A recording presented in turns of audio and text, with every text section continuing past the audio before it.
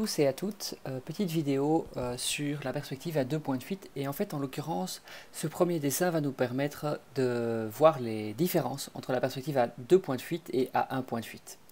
Donc ici nous pouvons imaginer que c'est vous, vous êtes le spectateur, vous êtes prêt à dessiner, vous avez votre carnet en main, vous êtes debout et vous êtes prêt à dessiner un objet qui est face à vous. Donc c'est une représentation externe pour commencer que je vais faire qui va vous permettre de bien comprendre la différence entre la perspective à 1 point de fuite et à 2 points de fuite. Et donc on va imaginer, si vous voulez, que devant vous, on va positionner ce qu'on va appeler le tableau. Alors le tableau, qu'est-ce que c'est? Le tableau, c'est un petit peu la représentation virtuelle de votre feuille. Parce que votre feuille, on peut imaginer que c'est une sorte de plan de représentation de ce que vous observez. Donc le tableau, c'est cette espèce, c'est la feuille qui est virtuellement placée dans l'espace, mais qui se trouve devant vous. Et donc cette feuille, évidemment, vous allez être, vous, placé perpendiculaire à votre tableau. Donc on va indiquer ici, c'est le tableau. Hop. Voilà. Et donc vous êtes perpendiculaire à ceci. Et donc qu'est-ce que c'est qu'une perspective à 1 point de fuite? Pour commencer, le plus simple, mais une perspective à 1 point de fuite, c'est il faut imaginer que vous dessinez un objet qui se trouve dans cette perspective et qui lui-même est parallèle, frontal si vous voulez, qui est dans un plan frontal par rapport à ce tableau.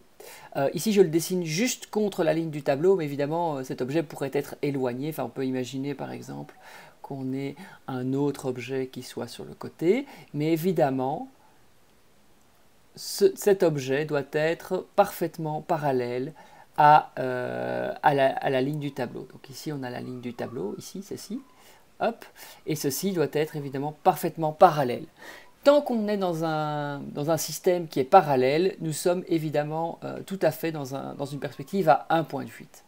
On peut évidemment imaginer d'autres objets qui, eux, seraient perpendiculaires. Donc si vous avez la façade d'un bâtiment qui se situerait, on va dire quelque chose comme ceci, évidemment, cette face-ci, elle est perpendiculaire au tableau. Nous sommes donc toujours dans une perspective à 1 point de fuite.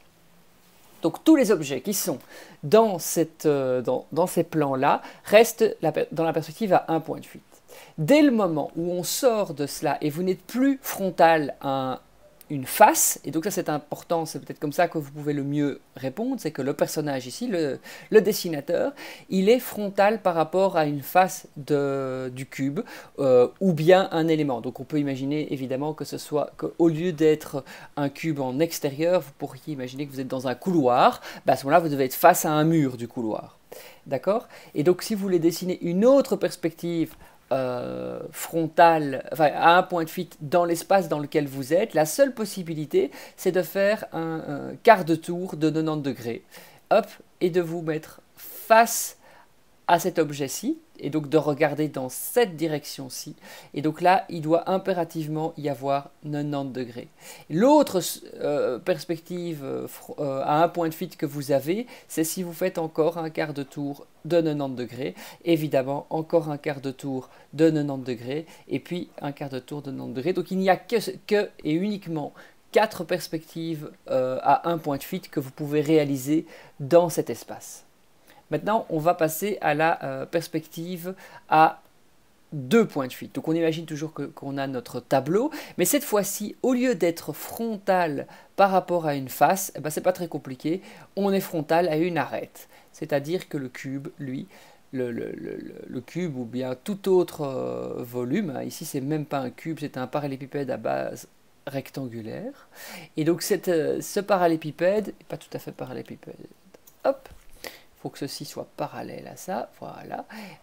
Celui-ci, on n'est plus cette fois parallèle à perpendiculaire ou parallèle à une face, mais on est bien sûr, c'est l'arête qui est dans le tableau. Et donc là, on est dans une perspective à 2 points de fuite, parce que ici et ici, nous n'avons pas d'angle à 90 degrés ou bien à 0 degré par rapport au tableau.